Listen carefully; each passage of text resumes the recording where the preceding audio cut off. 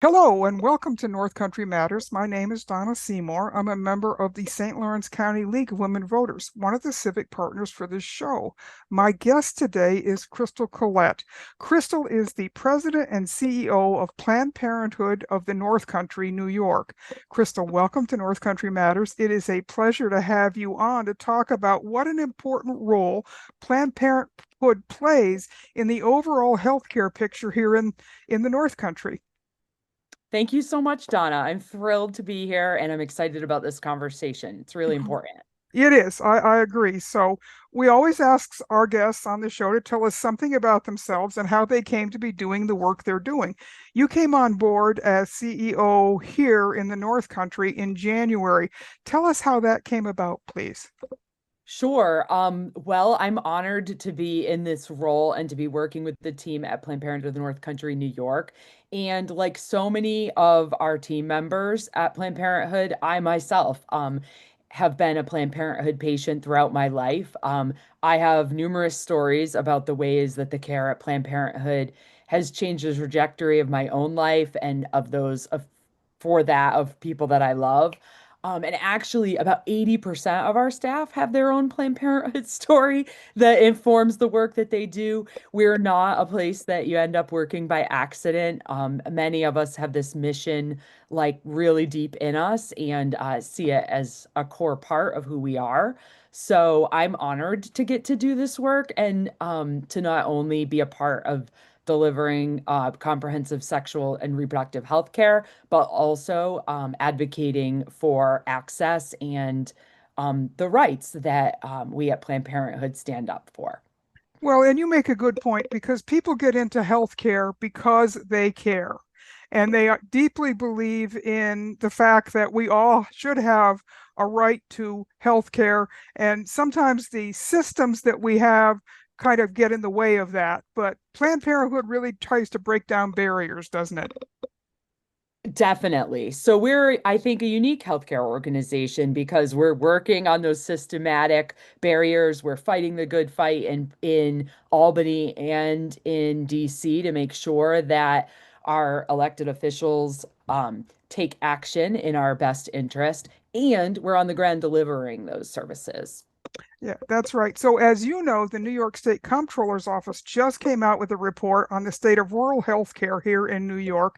Several New York counties were identified as being underserved, particularly in the North Country and in the Finger Lakes, among two areas. So, let's start our conversation by telling folks about the counties that your Planned Parenthood serves and how your services fit into the larger healthcare picture across our region, because it's an important part of that healthcare picture, isn't it?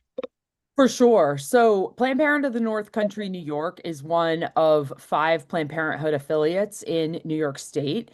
And our national organization, Planned Parenthood Federation of America, supports and accredits all the affiliates in throughout the country.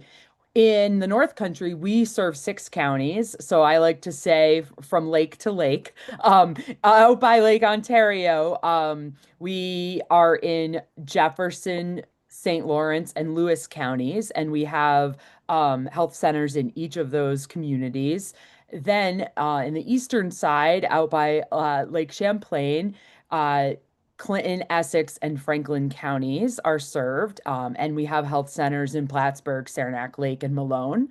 So that's seven health centers across that huge, 135-mile trip from lake to lake. And last year we served about 14,000 patients at those seven health centers through a whole list of comprehensive services that I'm sure we'll get into at some point today. Right, and you make a point there about just how vast the North Country region is. There are transportation barriers. There are all kinds of reasons why people have trouble getting health care across Mm. this region, not just sometimes because of a lack of providers. So the fact that you have seven places where people can come across those six counties is really, really important. So Hmm. I was reading a report several years ago that talked about how Planned Parenthood is often the only provider for reproductive health services in some places because of hospital consolidations and the general lack of providers in many rural places. And of course, more recently, we've heard about hospitals closing maternity care facilities, which create even more healthcare barriers for women. The recently passed federal budget took a hatchet to Medicaid, which has been an important source of medical funding for decades, particularly across rural areas like ours and many other places in New York and across the whole country. So, Crystal, let's talk about the impact of those Medicaid cuts on rural New York healthcare. What does that mean for people who live in rural places? So we know the challenges of rural places that you just listed. You know, many of our rural communities face healthcare deserts where accessing primary care and reproductive and OBGYN care, like you said, is extremely challenging. People tell me stories about being on waiting lists for 6 to 8 months to get into a gynecologist, and they know that they need their PAP. And so this is really a crisis, especially for young women. For young people, not just women, but for young people, one of their primary healthcare needs are their sexual and reproductive healthcare needs. About half of our Medicaid patients that we saw last year told us that they have no other primary healthcare provider. And our clinicians in our health centers are screening for blood pressure. They're screening for anxiety and depression and providing those really basic primary care services that especially young folks might not be able to get elsewhere. The other key support that we offer at Planned Parenthood and that all Planned Parenthoods across New York State offer are really like access and navigation through the Medicaid system. So we're so lucky to be in, well, we're not lucky. We're wise in New York that we've elected folks that have supported reproductive and sexual health care and access for young people through the Family Planning Benefit Program, which is a Medicaid program that provides confidential and affordable access for people really at income levels higher than the typical Medicaid cutoff rates. Um, so all that's sort of like the basis of sexual and reproductive health care in New York State. The thing I want everyone to know is that the federal budget that passed at the beginning of July, like you said, slashed that access. Many of the Medicaid cuts won't take effect until after the midterms. And if you ask me, that was a pretty strategic move. But they came right for Planned Parenthood, as they have for decades, and eliminated our ability to bill Medicaid for these essential services. Right now, we're engaged in a federal lawsuit, and so we are currently able to bill Medicaid, but we don't know how that lawsuit's going to end up. And we've seen the Supreme Court not always make decisions that align with decades of precedent, especially, you know, in the face of this administration.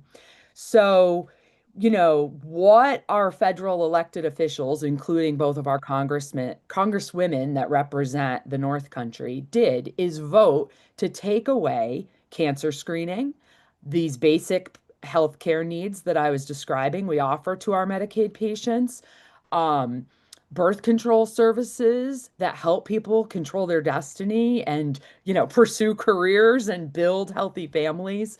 So I just want folks to digest that for a minute, that these really basic primary needs around our sexual and reproductive health care are being threatened and on the chopping block. At the North Country, like I said, that's about 7,000 patients last year that used Medicaid, and about $1.2 million of healthcare revenue for our small organization. Across all of New York State, we're looking at about $25 million in federal revenue that supports Planned Parenthood.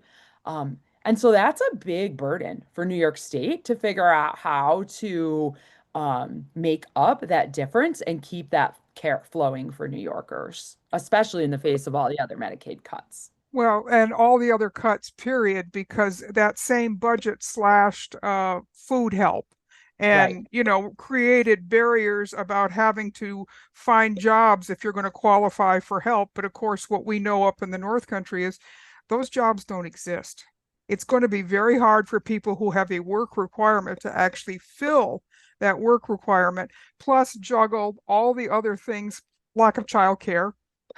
So if And you have many it, folks on Medicaid are already working. yeah, They're already working. They're working 30 hours at Walmart, or they're, doing seasonal work in a restaurant. So I think it's really just a myth and a straight out lie and an attack on folks of different income levels to say that folks who are utilizing Medicaid for their care are not contributing members of our society who are paying their taxes and earning their care.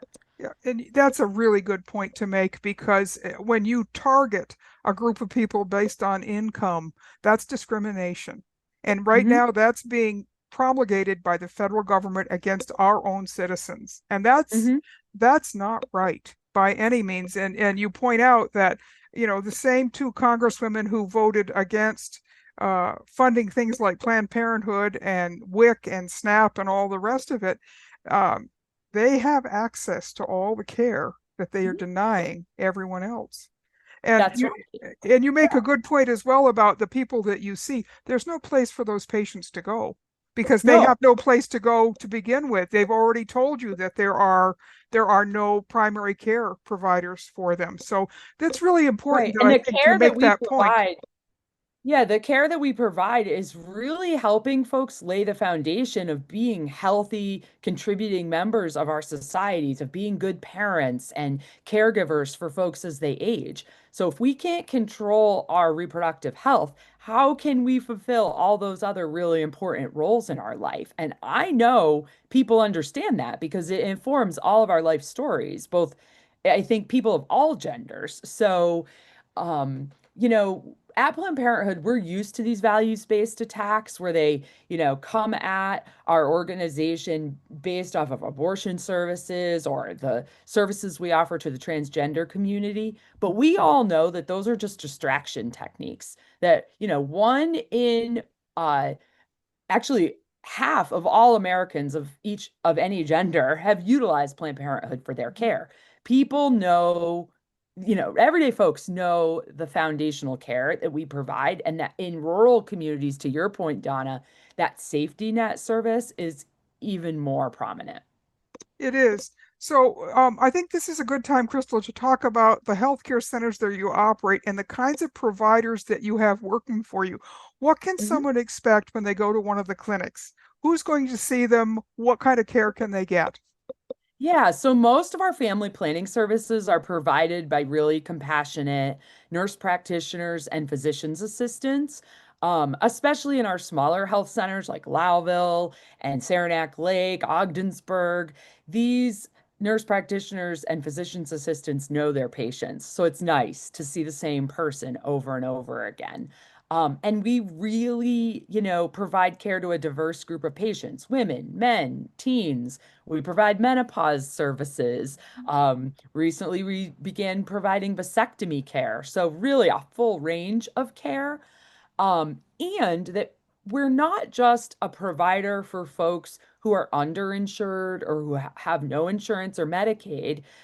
For years, I like to brag that every pap smear I've ever gotten has been at Planned Parenthood. I've taken my private insurance to Planned Parenthood because I support the mission and I wanted to be a patient because they were there for me when I was on Medicaid. So I want your listeners to know that if they themselves or if people in their lives have commercial insurance, we certainly care for them too.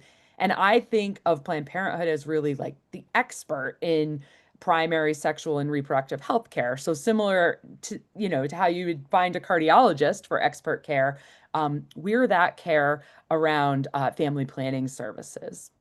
And it can't be said often enough that reproductive health care is health care. It is not something that is not what is needed. It's needed across the board. It's needed across the lifespan. It's Yep. not gender related. There's not any reason to pretend that it is some kind of specialized care that we can just throw away as a society and not have a huge impact. So you make a great point about the fact that many of your clients who come to you, they may not be what the public thinks of as a Planned Parenthood client, but you really see such a huge array of people, don't you? Ages, men come many, many times for your services, and that's not something that's well known, I think. Right. We sure do. I mean, I think because we provide that really compassionate care with guidance through the system, a lot of couples come to us for their care. Parents bring their children for our care, and we help facilitate conversations between parents and kids about what's the right thing for that young person right now. We want to really engage people that are important in that young person's life. And we're really, I think, the expert at guiding some of those conversations. And you make a good point about being able to educate young people, because we know that there's very limited sexual education available in the school system. Mhm. And anytime anybody wants to talk about that, many of the public kind of freeze, as if talking about it is somehow going to create a situation. In fact, if you don't talk about it, situations get created, don't they? So you're providing an essential education service as well. Yeah, thank you. One of the neat things about Planned Parenthood is that we also have this national network behind us. And I would encourage folks to check out both our website at the North Country and our national websites for really great information around talking to youth about sex and sexuality, support for older adults around talking with other generations about issues around the full scope of sexual orientation and gender identities that our kids experience and communicate with us about today. So there's really a lot of resources out there around having healthy conversations that are values-based to help kids feel in control of their body and therefore able to process their health care decisions with adults in their lives.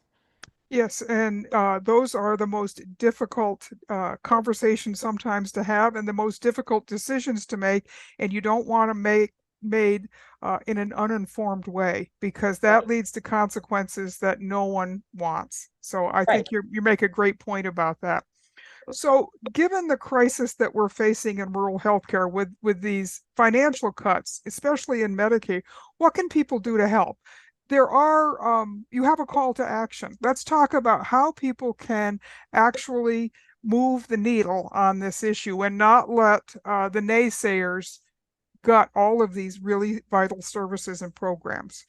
Yeah, we've really found that folks really want to get involved. Mhm. Folks need something to do with all of their energy. And so, our call to action that you mentioned right now is that we're asking folks to sign a petition to our governor here in New York State, Kathy Hochul, who's extremely supportive of us, to make sure that she continues to work with the network of Planned Parenthoods in New York State to keep our Medicaid funding whole. So, they folks can check out our website and our Facebook page for that petition. Um, if you sign the petition, it also helps you keep in touch with us so we can keep you informed about other actions that it would be helpful for you to take around communicating with elected officials. We're also really working with donors in our community to help them understand the needs that we face. Part of that work is that we're looking for folks who've utilized Planned Parenthood of the North Country for their care. Maybe they've even had Medicaid when they've come to us for their care, who are comfortable telling their story.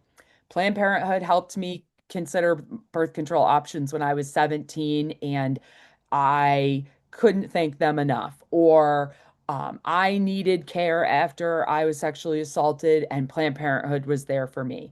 Those everyday stories that we hear that so many of us have, if you're someone who's used our care who'd be willing to share your story, again, head to our website, fill out our storyteller link, and we're using your stories to help our donors and to help politicians understand the urgent need for funding for these services to continue. Um, Almost most importantly, Donna, what I would ask folks to do is to just start conversations. So, you're out with friends for coffee, or you catch up with somebody that you haven't seen in a while. Talk to them about what you learned today. That Planned Parenthood is an essential healthcare provider, especially in our rural community, and that the federal government's coming for half of our revenue. Start those conversations, and you will be surprised how many people are completely supportive of our mission and are outraged and didn't know that these attacks are underway. So that sort of community dialogue is almost the most important thing that folks can do right now. Yeah, you make a good point about the power of the personal story because you can give facts and statistics and until you're blue in the face, but they don't make an emotional connection the Mm. way someone's personal story does, whether you're talking to just people out in the community or whether you're talking to politicians. They can sometimes be very divorced from the reality on the ground of what people in their districts are facing. And so I think those personal stories are very powerful and they're a great tool. You know, one of the kind of under sung things that you folks do is the cancer screenings and how Mhm. important those are because it's so hard to get into. You're not quite sure if you have a problem, but you need to be seen, and then you'll make an appointment. Well, we'll see you in 6 months. Well, 6 months is can be a death sentence for someone if they Right. can't get the help they need to be screened immediately. Isn't that true? Definitely, Donna. This is care that can't wait. If you feel a lump in your breast or you're concerned, you know you need regular cancer screenings because of your family history or your medical past. You cannot be on a waiting list. If you need emergency contraception, you need it today. If you're having symptoms from an STI, you need care today. You don't want to delay that care and end up in an emergency room. So I think that your listeners understand that. And I agree with you. It's those personal stories that folks can relate to that sort of take the politics out of it. Maybe I'm wishful thinking here, but they take the politics out of it. It's about real people who just need health care. It's that simple. And so, are we really going to continue to let our federal government come for that care, or are we going to tell our stories and stand up for access? You know, I recall when President Obama was in office and he got the Affordable Care Act passed, and the other side screamed that all we would have is rationing of care. Well, the other side is in power now, and we're seeing the rationing of care happen right on the ground in all kinds of communities, big, small, across the country. That is not what a first world nation does. Right. Healthcare is a right and it's a responsibility of government to provide, isn't it? Definitely. And we know how, especially in rural communities, how integrated our healthcare system has to be to function well. So we're already on the brink of not of a crisis. I would say we're in a crisis, right? We have long waits in our emergency rooms. Folks are waiting for mental health and substance abuse treatment that they can't get in our community. Folks are traveling an hour and a half to deliver babies. Are we really going to stress this system even more where our older adults don't have access to nursing homes and caregiving in their homes, where young people who need sexual health care cannot access that care at all and then are facing unintended pregnancies or sexually transmitted infections and diseases that they can't receive care for? Is that the type of community we want? I know it's not. And I think that we are on this, turn at this turning point in our nation, but especially here in New York around how we want healthcare to look. Well, I'll tell you that one of the things that has come clear to me in the last several months is that systems that took decades to build up and to really have a rich support system have been gutted practically overnight. And healthcare cannot be gutted any more than it already is because we're just waiting for the next COVID to come Hmm. along. And we should have learned that lesson, 5 years ago, that you have to have a robust healthcare system when something unexpected happens that is a national or in that case an international crisis.